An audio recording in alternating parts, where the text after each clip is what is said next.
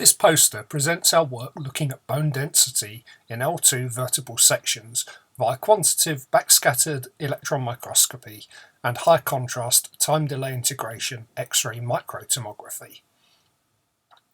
In processing the data to avoid partial volume effects, we have stripped out one voxel from all bone surfaces. Due to the highly calibrated nature of our data, we can now present the first reliable spectrum of bone mineral values. These graphs, generated from the XMT data, show the relative abundances of densities in the L2 sections. In the left plot, the data is normalized to the same total number of voxels across all samples, excluding the dense cortices and end plates. The general trends are the same, but the data is more skewed to higher density by the inclusions of the cortices. The first two images in the top row are from 1995 quantitative backscattered electron microscopy, showing a region of trabecular bone of very high density material inside an expanded trabeculum. Really, this is only visible in SEM. The bottom row shows 2013 SEM montage showing the locations of the next two images. The images show a substantial portion of the cortex is not bone but is actually calcified ligament. This is explained by the morphology and the higher density than is seen in bone.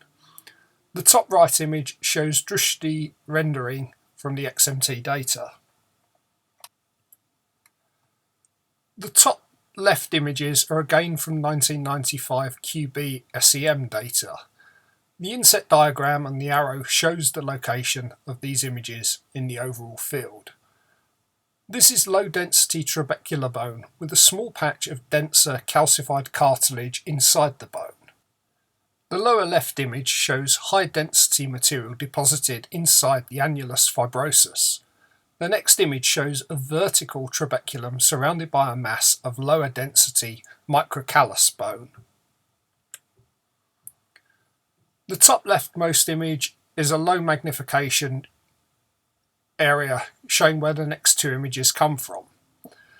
The images show low density bone with some calcified osteocyte lacunae.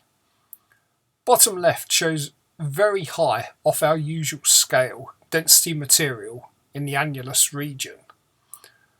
The lower middle is a much more recent SEM image showing large calcium pyrophosphate dihydrate (CPPD) crystals in the annulus region.